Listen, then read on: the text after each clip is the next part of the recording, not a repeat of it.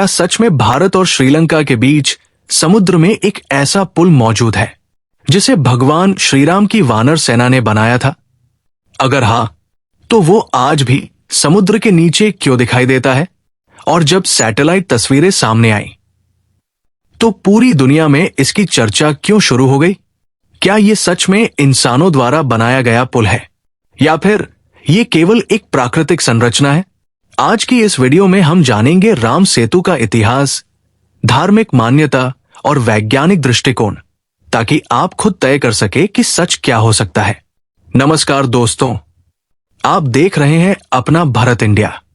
भारत के तमिलनाडु में रामेश्वरम और श्रीलंका के मन्नार द्वीप के बीच समुद्र में चूना पत्थर और रेत की उथली श्रृंखलाएं दिखाई देती है। इसी संरचना को भारत में राम सेतु और अंतर्राष्ट्रीय स्तर पर अक्सर एडम्स ब्रिज कहा जाता है। हिंदू मान्यता के अनुसार जब माता सीता को रावण लंका ले गया, तब भगवान श्रीराम की सेना ने समुद्र पार करने के लिए इसी मार्ग पर पुल बनाया। रामायण में वर्णन मिलता है कि वानर सेना ने पत्थर और अन्य सामग्री से समुद्र पर मार्ग तैयार किया। इसी कारण करोड़ों लोग इसे आस्था का प्रतीक मानते हैं। लेकिन इतिहास और विज्ञान इस बारे में क्या कहते हैं? यही सवाल इस रहस्य को और भी दिलचस्प बना देता है। क्या सैटेलाइट तस्वीरें सच में साबित करती है कि यह मानव निर्मित पुल है या इसके पीछे कोई प्राकृतिक कारण है? लेकिन कहानी यही खत्म नहीं होती। साल 2002 में राम सेतु की सैटेलाइट तस्वीरें इंटरनेट पर व्यापक रूप से साझा होने लगी। इन तस्वीरों में भारत और श्रीलंका के बीच समुद्र में एक लंबी श्रृंखला साफ दिखाई देती है। इन्हीं तस्वीरों के बाद लोगों ने सवाल उठाना शुरू किया, क्या ये वही राम सेतु है जिसका वर्णन रामायण में मिलता है? कुछ लोगों ने दावा किया कि ये तस्वीरें साबित करती है कि ये मानव निर्मित पुल है। लेकिन वैज्ञानिकों ने कहा कि सिर्फ सैटेलाइट तस्वीरों से यह साबित नहीं किया जा सकता कि कोई संरचना इंसानों ने बनाई है।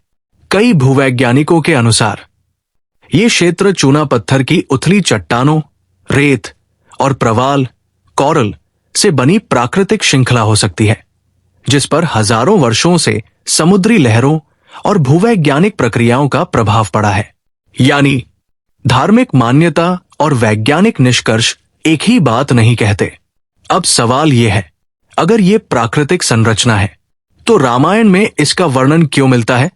इतिहासकारों का मानना है कि प्राचीन ग्रंथों में वर्णित स्थानों और आज के भूगोल के बीच संबंधों पर शोध जारी है।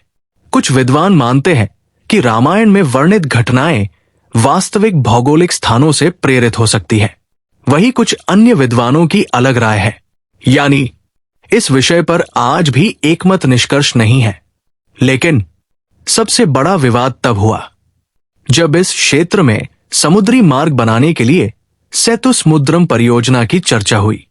कुछ लोगों ने इसका समर्थन किया, जबकि कई लोगों ने कहा कि इससे धार्मिक आस्था और समुद्री पर्यावरण दोनों पर असर पड़ सकता है। यहीं से राम सेतु एक ऐतिहासिक और धार्मिक विषय के साथ साथ राष्ट्रीय बहस का मुद्दा भी बन गया। लेकिन क्या आधुनिक वैज्ञानिक तकनीक कभी ये बता पाएगी कि राम सेतु प्राकृतिक है या मानव निर्मित? लेकिन अब सबसे बड़ा सवाल, क्या आज का विज्ञान कभी ये साबित कर पाएगा कि राम सेतु मानव निर्मित है या प्राकृतिक? अब तक हुए वैज्ञानिक अध्ययनों के आधार पर इसका कोई अंतिम और सर्वसम्मत उत्तर नहीं है। कुछ शोध बताते हैं कि ये क्षेत्र प्राकृतिक रूप से बनी उथली चूना पत्थर, रेत और प्रवाल की श्रृंखला है। दूसरी ओर कई लोग मानते हैं कि यही वो स्थान है जिसका वर्णन रामायण में मिलता है। यानी आस्था और विज्ञान इस विषय को अलग अलग नजरिए से देखते हैं। इसी वजह से राम सेतु आज भी दुनिया के सबसे चर्चित रहस्यों में से एक बना हुआ है। लेकिन एक और बात बहुत कम लोग जानते हैं, राम सेतु वाले समुद्री क्षेत्र में पानी कई जगह बहुत उथला है। बड़े जहाज सीधे इस रास्ते से नहीं निकल सकते। इसी कारण वर्षों से यहां समुद्री मार्ग विकसित करने की योजनाएं चर्चा में रही है। हालांकि इस विषय पर पर्यावरण, समुद्री जीवन और धार्मिक महत्व को लेकर अलग अलग मत सामने आए। यही वजह है कि राम सेतु केवल एक ऐतिहासिक या धार्मिक विषय नहीं, बल्कि पर्यावरण, पुरातत्व और भूविज्ञान से भी जुड़ा मुद्दा बन गया। अब जरा सोचिए, अगर भविष्य में कोई नई वैज्ञानिक तकनीक या समुद्र के नीचे होने वाला कोई बड़ा शोध इस क्षेत्र के बारे में नए प्रमाण सामने लाए, तो शायद हमें इस रहस्य के और करीब पहुंचने का मौका मिले। लेकिन जब तक ऐसा नहीं होता, राम सेतु करोड़ों लोगों की आस्था का प्रतीक भी रहेगा और वैज्ञानिक शोध का विषय भी। लेकिन अभी सबसे दिलचस्प सवाल बाकी है। क्या नासा ने कभी कहा था कि राम सेतु भगवान श्रीराम ने बनाया था? लेकिन अब सबसे बड़ा सवाल, इसका जवाब है नहीं। सैटेलाइट तस्वीरें सार्वजनिक होने के बाद इंटरनेट पर कई दावे किए गए कि नासा ने रामायण की कहानी को सच मान लिया है। लेकिन नासा ने ऐसा कोई आधिकारिक बयान नहीं दिया कि यह पुल भगवान श्रीराम की सेना ने बनाया था। नासा ने केवल सैटेलाइट तस्वीरें उपलब्ध कराई। उन तस्वीरों की ऐतिहासिक या धार्मिक व्याख्या नासा ने नहीं की। यानी यह दावा कि नासा ने राम सेतु को मानव निर्मित घोषित किया है, सही नहीं है। दूसरी ओर, भारत में करोड़ों लोग राम सेतु को भगवान श्रीराम से जुड़ा पवित्र स्थल मानते हैं। उनकी आस्था रामायण और धार्मिक परंपराओं पर आधारित है। वही वैज्ञानिक इस क्षेत्र का अध्ययन भूविज्ञान, समुद्री संरचना और पुरातत्व के आधार पर करते हैं। यानी आस्था और विज्ञान दोनों अपने अपने तरीकों से इस विषय को देखते हैं।